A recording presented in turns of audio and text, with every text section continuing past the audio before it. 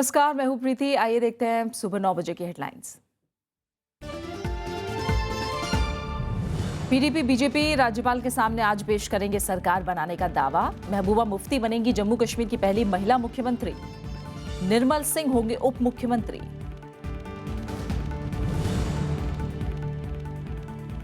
उत्तराखंड में बागी विधायकों पर दल बदल कानून के तहत हो सकती है कार्रवाई। नोटिस का जवाब देने का आखिरी दिन। बागी विधायकों को हाईकोर्ट से राहत नहीं, सुप्रीम कोर्ट में देंगे चुनौती।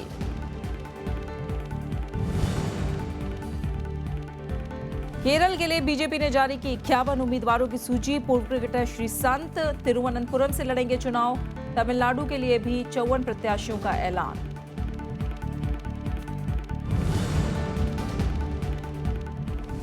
हैदराबाद यूनिवर्सिटी के हालात पर राष्ट्रीय मानवाधिकार आयोग ने जताई चिंता। केंद्र और राज्य प्रशासन को नोटिस, 1 हफ्ते में मांगा जवाब। सियाचिन हिमस्खलन में 1 जवान की मौत, दूसरा लापता। कश्मीर के पहाड़ी इलाकों में बर्फीले तूफान की चेतावनी। बारिश और भूस्खलन से कई हिस्सों में यातायात बाधित।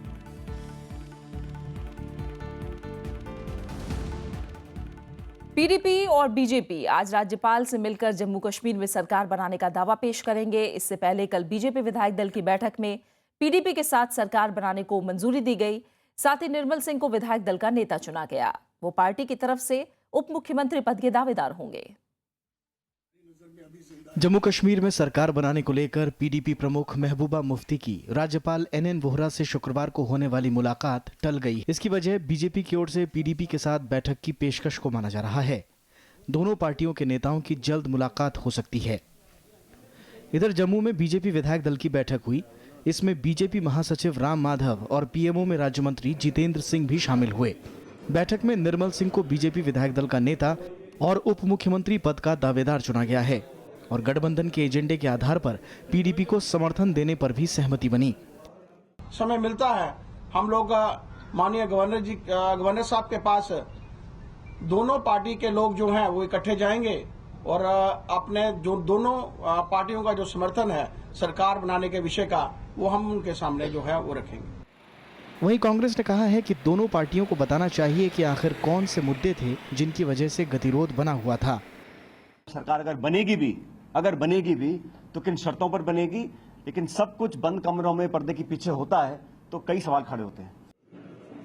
इससे पहले गुरुवार को ही जम्मू कश्मीर में पहली बार महिला मुख्यमंत्री बनने का रास्ता भी साफ हो गया था। श्रीनगर में विधायकों की बैठक में महबूबा मुफ्ती को पीडीपी विधायक दल का नेता चुन लिया गया। बीजेपी पीडीपी गठबंधन को लेकर बीते करीब 2.5 महीनों से सियासी रस्साकशी चल रही थी। मंगलवार को पीडीपी प्रमुख महबूबा मुफ्ती ने दिल्ली में प्रधानमंत्री नरेंद्र मोदी से मुलाकात की थी, जिसके बाद सरकार गठन को लेकर चल रहा गतिरोध खत्म हो गया। राज्य के पूर्व मुख्यमंत्री मुफ्ती मोहम्मद सईद के निधन के बाद 8 जनवरी से जम्मू कश्मीर में राज्यपाल शासन लगा हुआ है। Bureau report, Rajya Sabha TV. Uttarakhand में आज स्पीकर गोविंद सिंह गुंजवाल कांग्रेस के 9 बागी विधायकों पर फैसला कर सकते हैं। बागी विधायकों के लिए दल बदल कानून के तहत मिले नोटिस का जवाब देने का आज आखिरी दिन है। इस बीच स्पीकर के नोटिस के खिलाफ कांग्रेस के बागी विधायकों की याचिका हाईकोर्ट ने शुक्रवार को खारिज कर दी। इसके बाद इन विधायकों ने सुप्रीम कोर्ट में अपील करने का फैसला किया है। याचिका में विधायकों ने उन पर लगाए गए आरोपों को स्पष्ट करने और इससे जुड़े दस्तावेज उपलब्ध कराने की मांग की थी। नोटिस का जवाब देने के लिए दिए गए 7 दिन के समय को भी इन लोगों ने नाकाफी बताया था। हाईकोर्ट में वरिष्ठ वकील कपिल सिब्बल ने राज्य सरकार का पक्ष रखा। उत्तराखंड में 9 विधायकों के बागी होने के बाद से हरीश रावत सरकार पर अल्पमत का संकट मंडरा रहा है। उन्हें 28 मार्च को बहुमत साबित करना है। स्पीकर कोई भी डिस्क्वालिफिकेशन पिटीशन पे नोटिस देते हैं तो वो निर्णय केवल स्पीकर ले सकते हैं और 226 ऑफ द कॉन्स्टिट्यूशन की आप सहायता नहीं ले सकते, क्योंकि जब तक स्पीकर अपने फैसला नहीं देता तब तक हाईकोर्ट को कोई जुरिस्डिक्शन नहीं है। ये सर्वोच्च न्यायालय के कुछ निर्णय हैं जो हमने अदालत के सामने रखे थे। इस बीच उत्तराखंड के मुख्यमंत्री हरीश रावत ने एक बार फिर बीजेपी पर राज्य की कांग्रेस सरकार को गिराने के लिए धनबल के इस्तेमाल करने का आरोप लगाया है। उधर बीजेपी ने 28 मार्च को हरीश रावत सरकार के गिरने का दावा किया है। भारतीय जनता पार्टी ने जनबल पर, धन बल पर, बाहुबल पर, सत्ता बल पर उत्तराखंड की राजनीति से वो हमको हटा देना चाहते हैं, कांग्रेस को हटा देना चाहते हैं, हरीश रावत को हटा देना चाहते हैं। मैं तो छोटा सा आदमी हूँ, बड़े संघर्ष करके इतने लंबे दौर के बाद यहाँ तक आया हूँ और अपने लोगों की सेवा करने का प्रयास कर रहा हूँ। जिस समय तक मेरे हाथ में बागडोर रहेगी, मैं रात दिन काम करता रहूँ। सदन में फ्लोर पर हमारा बहुमत साबित हुआ है। उस साबित हुए बहुमत को दोबारा साबित करने के लिए कहा गया है। उस पर जरूर मुहर लगेगी, ये हमारा विश्वास है और प्रभु की कृपा जरूर होगी। बीजेपी ने केरल विधानसभा चुनाव के लिए 51 उम्मीदवारों के नामों का कल ऐलान कर दिया। पूर्व क्रिकेटर श्रीसंत को तिरुवनंतपुरम से टिकट दिया गया है। साथ ही बीजेपी ने तमिलनाडु के लिए 54 उम्मीदवारों के नामों का ऐलान कर दिया। दिल्ली में बीजेपी की केंद्रीय चुनाव समिति की बैठक के बाद केरल में 51 और उम्मीदवारों के नाम का ऐलान किया गया। इस सूची में क्रिकेट टीम के पूर्व तेज गेंदबाज श्रीशांत का नाम भी शामिल है, जिन्हें तिरुवनंतपुरम सीट से उम्मीदवार बनाया गया है। भारतीय जनता पार्टी ने कैंडिडेट्स को 51 सीट्स पर कंसिडर किया and we have tried to include all sections of the society, all areas we have tried to cover, people from academic world, professors, lawyers, doctors, engineers, at the same time from all sections of the society, fishermen, union leaders, trade union leaders, they have been included. पूर्व cricketer Sreesanth ने Thiruvananthapuram seat से उम्मीदवार बनाए जाने पर खुशी जाहिर की। I will surely try my very best to change the face of Kerala. I would love to work very honestly and bring the youth into politics, especially the sports and that side as well, because lots of people are not really keen into getting into politics at my age. So I would love to bring them along and make BJP much stronger and much healthier in Kerala. इससे पहले BJP Kerala में 22 उम्मीदवारों की सूची पहले ही जारी कर चुकी है। बीजेपी ने तमिलनाडु विधानसभा चुनाव के लिए 54 उम्मीदवारों की अपनी पहली सूची भी जारी कर दी है। Bureau report, Rajya Sabha TV. वहीं समाजवादी पार्टी ने उत्तर प्रदेश में 2017 में होने वाले विधानसभा चुनाव की तैयारियां शुरू कर दी हैं। इसी सिलसिले में कल पार्टी ने उम्मीदवारों की पहली सूची भी जारी कर दी। समाजवादी पार्टी ने 403 विधानसभा सीटों में से 143 सीटों पर नामों का ऐलान कर दिया है। समाजवादी पार्टी ने पहली सूची में उन 143 सीटों पर उम्मीदवारों का ऐलान किया है जहां 2012 के विधानसभा चुनाव में पार्टी को हार मिली थी। समाजवादी पार्टी ने गाजियाबाद से सागर शर्मा, नोएडा से अशोक चौहान और लखनऊ ईस्ट से श्वेता सिंह पर दाव लगाया है। अभी 143 और लगभग जितनी सीटें हमारी नहीं थी, हमारे जो विधायक नहीं थे, लगभग 25 सीटें बची हैं। हमारे समाजवादी पार्टी के जितने भी सिटिंग एमएलए थे उनमें अभी घोषित नहीं किए। आगामी विधानसभा चुनाव के लिए असम में बीजेपी ने कल विजन डॉक्यूमेंट जारी किया। बीजेपी ने बांग्लादेश से होने वाली घुसपैठ को सबसे बड़ा मुद्दा बनाया है। गुवाहाटी में वित्त मंत्री अरुण जेटली ने मौजूदा असम की कांग्रेस सरकार पर कई आरोप भी लगाए। गुरुवार को गुवाहाटी में बीजेपी ने जनता के सामने अपना दृष्टि पत्र रखा। बीजेपी ने बांग्लादेश से होने वाली अवैध घुसपैठ को अपना मुख्य चुनावी मुद्दा बताया। बीजेपी ने मौजूदा मुख्यमंत्री तरुण गोगोई पर घुसपैठ को बढ़ावा देने और राज्य की जनसांख्यिकी को नष्ट करने का आरोप लगाया। हमारा ये स्पष्ट मत है कि कांग्रेस ने पिछले कई दशकों में इन्फिल्ट्रेशन की कल्पना को स्वीकार किया, उसको इनकरेज किया, उसके खिलाफ कोई कदम नहीं उठाए, क्योंकि वो चाहते थे कि इन्फिल्ट्रेशन उनको एक वोट बैंक के रूप में सुविधा प्राप्त दे। दृष्टि पत्र में बीजेपी ने सत्ता में आने पर राज्य में भारत बांग्लादेश सीमा को सील करने के लिए केंद्र के साथ मिलकर काम करने का वादा किया। इसके साथ साथ पार्टी ने लोगों से वादा किया है कि वो घुसपैठियों को रोजगार देने वाले उद्योगों, कारोबारियों, छोटे मध्यम उद्यमों और दूसरी एजेंसियों के साथ सख्ती से निपटने के लिए कानून भी बनाएगी। बॉर्डर को पूर्ण रूप से सील्ड रखना, आइडेंटिफिकेशन ऑफ फॉरेनर्स, उसकी एक मजबूत व्यवस्था बनाना, इंफ्रास्ट्रक्चर जो कि पूर्वोत्तर में और आसाम में एक बहुत बड़ी चुनौती है। हाईवेज के संबंध में, ग्रामीण सड़कों के संबंध में, रेलवेज के विस्तार के संबंध में, यहाँ की कनेक्टिविटी सुधारने के लिए, एयरपोर्ट्स के संबंध में। बीजेपी ने राज्य के लिए फंड में केंद्र सरकार की ओर से हुई कटौती के आरोपों को भी सिरे से नकारा। वित्त मंत्री ने कहा कि असम को उच्च कर अवमूल्यन के कारण साल 2011 से 2015 की तुलना में 2016 से 2020 के दौरान 148% ज्यादा रकम मिलेगी। अरुण जेटली का आरोप है कि कांग्रेस जनता को गुमराह कर रही है। Bureau report, Rajya Sabha TV. प्रधानमंत्री नरेंद्र मोदी आज से असम के 2 दिन के दौरे पर हैं। इस दौरान वो आज 5 चुनावी रैलियों को संबोधित करेंगे। नरेंद्र मोदी की पहली रैली तिनसुकिया में होगी। इसके बाद वो माजुली, बिहपुरिया, बोकाघाट और जोरहाट में भी रैली करेंगे। असम में विधानसभा की 126 सीटें हैं और बीजेपी 91 सीटों पर चुनाव लड़ रही है, जबकि बाकी सीटों पर एजीपी और दूसरे छोटे दलों के साथ बीजेपी का तालमेल है। असम में पहले दौर के लिए 65 सीटों पर 4 अप्रैल को वोटिंग होनी है।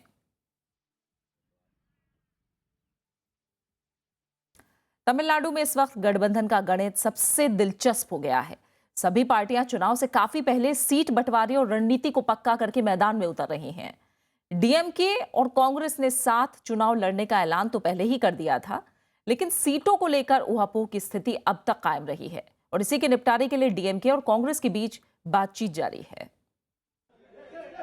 तमिलनाडु में सीट बंटवारे को लेकर डीएमके और कांग्रेस के बीच पहले दौर की बातचीत बेनतीजा साबित हुई। दोनों पार्टियों के बीच अब तक इस बात पर सहमति नहीं बन पाई है कि कौन कितनी सीटों पर चुनाव लड़ेगा।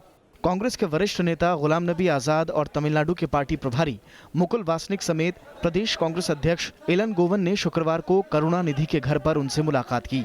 दोनों पार्टियों के बीच घंटे भर की बातचीत के बाद कांग्रेस ने बताया कि सीटों की संख्या तय करने में अभी और वक्त लग सकता है। Our basic purpose was to discuss the election strategy and also to find as how many other groups are joining and how many have already joined. That was the basic purpose. And as I said, that we did of course told the DMK leadership that now we should finalize the numbers also. हालांकि दोनों पार्टियों ने दावा किया कि कई जरूरी मुद्दों पर बातचीत सफल रही। कांग्रेस के मुताबिक चुनावी रणनीति और छोटी पार्टियों को साथ लाने पर दोनों दलों ने बातचीत की। कांग्रेस ने इस मुलाकात को चुनावी वार्ता की महज एक कड़ी बताया है। पार्टी के मुताबिक कई मसलों पर बातचीत अभी जारी रहेगी। डीएमके नेता स्टालिन ने दोनों पार्टियों के बीच हुई बातचीत को सकारात्मक करार दिया। कांग्रेस कட்சியின் சார்பில் திரு குலாம் நபி ஆசாத் அவர்கள் தலைவர் கலைஞர் அவர்களை சந்தித்து வர இருக்கக்கூடிய சட்டமன்ற தேர்தலில் கூட்டணியில் எத்தனை இடங்கள் என்பதை பற்றி விவாதிக்கக்கூடிய நிலையில் इससे पहले गुरुवार को पी चिदम्बरम ने भी प्रदेश के आला कांग्रेस नेताओं के साथ बातचीत कर पार्टी का रुख जानने की कोशिश की थी। जानकारों के मुताबिक डीएमडीके और पीडब्ल्यूएफ के बीच गठबंधन के बाद प्रदेश में मुकाबला बेहद दिलचस्प हो गया है। ऐसे में डीएमके और कांग्रेस दोनों ही पार्टियां सीट बंटवारे और रणनीति को लेकर किसी भी जल्दबाजी से परहेज बरत रही हैं। Bureau report, Rajya Sabha TV. Tamil Nadu में डीएमके प्रमुख एम करुणानिधि ने एमडीएम के नेता वाइको को लीगल नोटिस भेजा है। वाइको ने आरोप लगाया था कि डीएमके और बीजेपी ने फिल्म स्टार विजयकांत से संपर्क किया था और उनकी पार्टी के साथ गठबंधन के लिए 300 से 500 करोड़ रुपए देने की पेशकश की थी, लेकिन विजयकांत ने भ्रष्टाचार के खिलाफ लड़ाई के लिए इसे ठुकरा दिया था। A legal notice was issued to Vaiko, seeking his unconditionally withdrawing the statement which he had made, which is defamatory in nature and not a false statement. So within a week, if he is not seeking to withdraw the statement, we will go to the court for defamation. और फिलहाल एक छोटे से break के लिए रुक रहे हैं।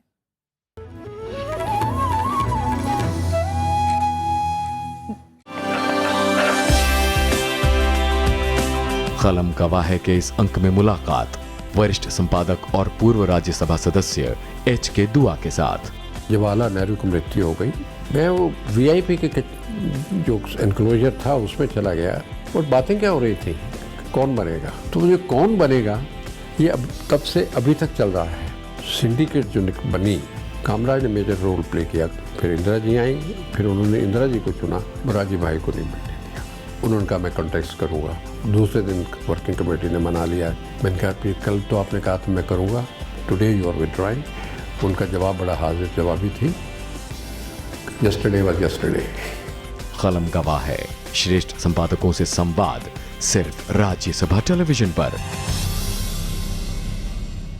যদি তোর ডাক শুনে কেউ না আসে, তবে একলা চলো রে, যদি তোর ডাক শুনে কেউ না আসে, তবে একলা চলো রে।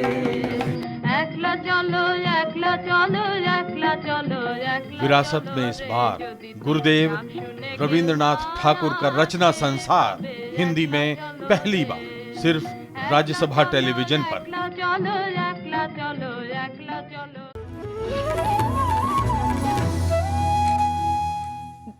हैदराबाद सेंट्रल यूनिवर्सिटी के हालात पर राष्ट्रीय मानवाधिकार आयोग ने चिंता जताई है। मीडिया में आई खबरों पर खुद संज्ञान लेते हुए आयोग ने केंद्र और राज्य प्रशासन को नोटिस भेजकर 1 हफ्ते में जवाब मांगा है। आयोग ने मानव संसाधन विकास मंत्रालय के सचिव, तेलंगाना के मुख्य सचिव और हैदराबाद के पुलिस आयुक्त से इस मसले पर जवाब मांगा है। आयोग के मुताबिक मीडिया रिपोर्टों में कहा गया है कि यूनिवर्सिटी परिसर में आपातकाल जैसे हालात हैं। पानी, बिजली, खाना, इंटरनेट और एटीएम जैसी सुविधाएं नहीं हैं। बड़ी संख्या में पुलिसकर्मी तैनात हैं। यूनिवर्सिटी के करीब 25 छात्रों और 2 शिक्षकों की गिरफ्तारी के बाद से ये माहौल है। छात्र रोहित वेमुला खुदकुशी मामले में कुलपति अप्पा राव के खिलाफ कार्रवाई की मांग कर रहे हैं। आयोग का मानना है कि विश्वविद्यालय के वरिष्ठ अधिकारियों के साथ साथ पुलिस और प्रशासन के अधिकारियों ने भी एक तरफा और मनमानी कार्रवाई की है। 26/11 हमले की साजिश रचने वाले आतंकी डेविड हेडली से आज भी पूछताछ होगी। इससे पहले पूछताछ के दौरान हेडली ने कई चौंकाने वाले खुलासे किए हैं। हेडली का कहना है कि वो भारत से बदला लेने के मकसद से आतंक की दुनिया में शामिल हुआ। लश्कर-ए-तैयबा के आतंकी डेविड कोलमैन हेडली ने खुलासा किया है कि मुंबई हमले के कुछ हफ्तों बाद पाकिस्तान के तत्कालीन प्रधानमंत्री यूसुफ रजा गिलानी हेडली के घर आए थे। हेडली ने यह भी खुलासा किया कि उसने भारत से बदला लेने के मंसूबों को पूरा करने के लिए ही आतंकी संगठन लश्कर का दामन थामा था। When they came to know that Ajmal Kasab was apprehended by Mumbai police, then instructions were given to the attackers of Chabad House that they should keep the hostages at the gunpoint, and at that point they should also contact the Prime Minister of Israel in order to bring pressure upon the Indian government. Headley ने बयान दिया है कि वो भारत से बदला लेने के मकसद से ही लश्कर-ए-तैयबा में शामिल हुआ था। हेडली ने कोर्ट को यह भी बताया कि उसने अमेरिका में शिवसेना के लिए फंड जुटाने की कोशिश भी की थी, जिसकी जानकारी लश्कर को भी थी। पाकिस्तान में एक बार हेडली की पत्नी फाजिया ने उसे हवालात भी पहुंचाया था। अपने बयान में हेडली ने उन आरोपों को भी खारिज किया जिसमें कहा गया था कि पूछताछ के दौरान एनआईए के कहने पर उसने इशरत जहां का नाम लिया। मुंबई कोर्ट में वीडियो लिंक के जरिए हेडली के बयानों का क्रॉस एग्जामिनेशन कराया जा रहा है। हेडली से बुधवार से पूछताछ की जा रही है। फिलहाल हेडली अमेरिका में 35 साल की सजा काट रहा है। Bureau report, Rajya Sabha TV. Pathankot आतंकी हमले की जांच के लिए पाकिस्तान का संयुक्त जांच दल 27 मार्च को भारत आ रहा है। 5 सदस्यीय जांच टीम को 3 दिन का वीजा दिया गया है। हालांकि उन्हें जांच के दौरान एयरबेस के टेक्निकल एरिया में नहीं जाने दिया जाएगा। साथ ही जांच टीम एसपी सलविंदर सिंह और उनके रसोइये से पूछताछ नहीं कर पाएगी। पाकिस्तान जांच दल में सेना और खुफिया एजेंसियों के अधिकारी शामिल हैं। पाकिस्तान ने भारत से मिले दस्तावेज और सबूतों के आधार पर 18 जनवरी को एफआईआर दर्ज की थी। 2 जनवरी को पठानकोट एयरबेस आतंकी हमले में 7 जवान शहीद हो गए थे और 6 आतंकी मार गिराए गए थे। जैश-ए-मोहम्मद ने हमले की जिम्मेदारी ली थी। लेह के तुर्तुक इलाके में हिमस्खलन की चपेट में आने के बाद सेना का एक जवान लापता है। वहीं एक जवान भवन तमांग शहीद हो गए हैं। उन्हें गंभीर हालत में निकाला गया था। ये जवान उस वक्त हादसे का शिकार हो गए जब वो सीमा क्षेत्र में पेट्रोलिंग कर रहे थे। उसी समय हुए हिमस्खलन में दोनों जवान फंस गए। लापता जवान के लिए सेना ने सर्च ऑपरेशन फिलहाल चला रही है। पिछले हफ्ते जम्मू कश्मीर के करगिल इलाके में हिमस्खलन में एक जवान की जान चली गई थी। इससे पहले 3 फरवरी को सियाचिन में नियंत्रण रेखा के पास सेना के अधिकारी समेत 10 जवान हिमस्खलन की चपेट में आने के चलते शहीद हो गए थे।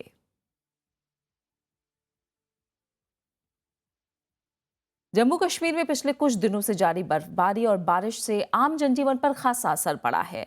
बारिश और भूस्खलन से कई हिस्सों में यातायात बाधित है। राज्य प्रशासन सड़कों पर जमी बर्फ को हटाने में जुटा हुआ है। मौसम विभाग ने जम्मू कश्मीर में बारिश और बर्फबारी की चेतावनी जारी की है। बारिश और बर्फबारी की चेतावनी के बाद से प्रशासन ने भी कमर कस ली है। लोगों को सतर्क रहने के लिए कहा गया है। पिछले हफ्ते हुई बर्फबारी और बारिश के दौरान कई जगहों पर भूस्खलन हुआ था, जिस वजह से जम्मू श्रीनगर नेशनल हाईवे भी 5 दिनों तक बंद रहा।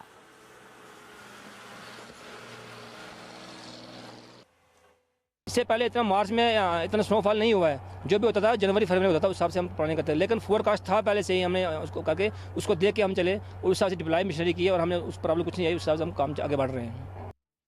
बीजेपी के पूर्व सांसद लालमुनि चौबे का लंबी बीमारी के बाद कल दिल्ली के एम्स में निधन हो गया। 73 साल के लालमुनि चौबे पिछले कुछ समय से बीमार थे। प्रधानमंत्री नरेंद्र मोदी ने उनके निधन पर शोक जताया है। लालमुनि चौबे 1996 से लेकर 2009 तक बिहार के बक्सर संसदीय क्षेत्र से बीजेपी के सांसद रहे। 1972 में चैनपुर विधानसभा क्षेत्र से पहली बार विधायक चुने गए थे। लालमुनि चौबे को उनकी ईमानदारी और सादगीपूर्ण जीवन के लिए जाना जाता है। उनका अंतिम संस्कार आज वाराणसी में किया जाएगा।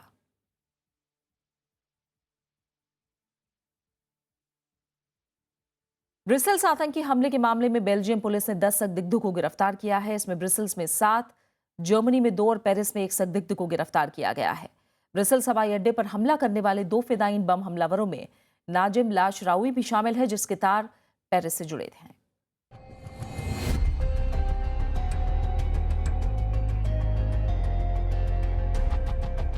बेल्जियम में बम धमाकों की जांच में लगे जांचकर्ताओं ने अहम खुलासा किया है। जांचकर्ताओं के मुताबिक ब्रसेल्स पर दूसरे धमाके का हमलावर नाजिम लाचरोई ही था।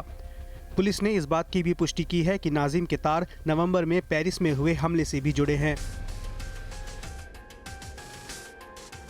pas croire donc que c'était lui, mais bon, voilà, comme mon avocat l'a dit, on ne choisit pas sa famille. इधर ब्रसेल्स धमाकों के बाद जारी पुलिस कार्रवाई में पुलिस ने एक शख्स को मार गिराया है। बेल्जियम पुलिस ने छापेमारी तेज कर दी है। पुलिस ने उस जगह पर भी छापा मारा है जहां से हमलावर विस्फोटकों से भरे सूटकेस लेकर रवाना हुए थे। हमलावरों की धरपकड़ के लिए मोबाइल फोन फुटेज भी जारी की गई है। इस बीच ऐसे आतंकी हमलों से निपटने के लिए यूरोपियन यूनियन ने तेजी से रणनीतिक खुफिया डेटा साझा करने पर जोर दिया है। फ्रांस ने भी आतंकी नेटवर्क खत्म करने की बात कही है। Nous avons d'ailleurs eu des résultats pour retrouver les terroristes et aussi bien à Bruxelles qu'à Paris, il y a eu un certain nombre d'arrestations qui ont eu lieu et nous savons qu'il y a d'autres réseaux. मंगलवार को Brussels के airport और मालबीक metro station पर 3 धमाके हुए थे। इस आतंकी हमले में 31 लोगों की मौत हुई थी और कई लोग घायल हुए थे। Bureau report, Rajya Sabha TV. Syria में अमेरिकी हमले में आईएस का नंबर 2 आतंकी के मारे जाने की खबर है। पेंटागन ने अब्दुल रहमान मुस्तफ़ा अल कादुली के मारे जाने की पुष्टि कर दी है। अमेरिकी रक्षा मंत्री एश कार्टर ने सीरिया और इराक में इसे अहम जीत बताया है। अमेरिका ने कादुली पर $70 लाख का इनाम रखा था। अमेरिकी रक्षा अधिकारियों के मुताबिक विशेष ऑपरेशन दस्ते ने सीरिया में कादुली को जिंदा पकड़ने की कोशिश की, लेकिन सैनिक कार्रवाई में कादुली के साथ 3 और आतंकी मारे गए। कादुली पहले इराक में आतंकी संगठन अल-कायदा से जुड़ा, जहां वो अबू मुसाब अल जरकावी के तहत काम कर रहा था। 2012 में इराकी जेल से रिहा होने के बाद कादुली सीरिया में आईएस में शामिल हो गया था। We are systematically eliminating ISIL's cabinet. Indeed, the U.S. military killed several key ISIL terrorists this week, including, we believe, Haji Iman, who was an ISIL leader, senior leader, serving as a finance minister, and who also is responsible for some external affairs and plots. Iraq की राजधानी Baghdad में हुए आत्मघाती हमले में 26 लोग मारे गए हैं, जबकि बड़ी तादाद में लोग जख्मी हुए हैं। ये धमाका बगदाद के दक्षिण में स्थित इस्कंदरिया कस्बे में एक फुटबॉल मैच के दौरान हुआ। धमाका उस वक्त किया गया जब मैच खत्म हो गया था और खिलाड़ियों को ट्रॉफी दी जा रही थी। मारे गए लोगों में कस्बे के मेयर भी शामिल हैं। आईएस ने इस आत्मघाती हमले की जिम्मेदारी ली है। बात क्रिकेट की। आईसीसी 2020 क्रिकेट विश्व कप में मोहाली में ऑस्ट्रेलिया ने पाकिस्तान को 21 रन से हराकर टूर्नामेंट से बाहर का रास्ता दिखा दिया।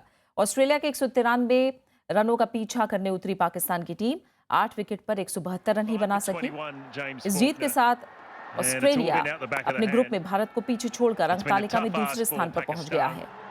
अब कल भारत और ऑस्ट्रेलिया के बीच होने वाले मुकाबले में जो भी टीम जीतेगी वो सेमीफाइनल में पहुंचेगी। न्यूजीलैंड पहले ही सेमीफाइनल में पहुंच चुका है।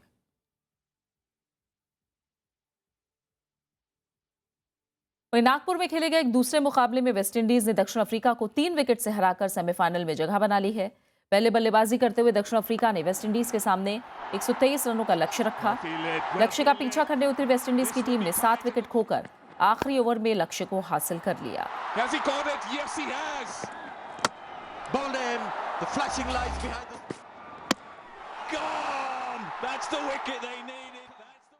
और अब आखिर में हेडलाइंस।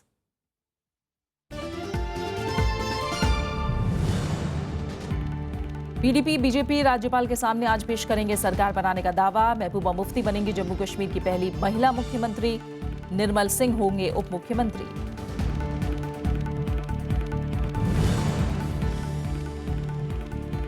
उत्तराखंड में बागी विधायकों पर दल बदल कानून के तहत हो सकती है कार्रवाई। नोटिस का जवाब देने का आखिरी दिन। बागी विधायकों को हाईकोर्ट से राहत नहीं, सुप्रीम कोर्ट में देंगे चुनौती।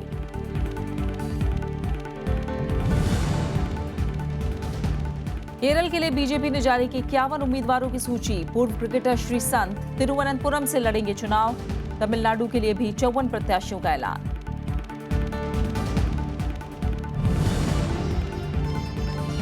हैदराबाद यूनिवर्सिटी के हालात पर राष्ट्रीय मानवाधिकार आयोग ने जताई चिंता। केंद्र और राज्य प्रशासन को नोटिस, 1 हफ्ते में मांगा जवाब।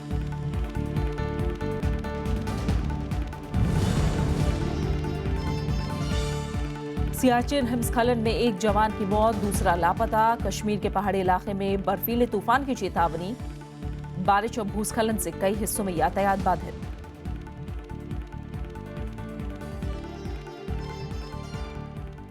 और फिलहाल इस बुलेटिन में इतना ही। आगे देखिए हमारा खास कार्यक्रम कलम गवाह है। नमस्कार।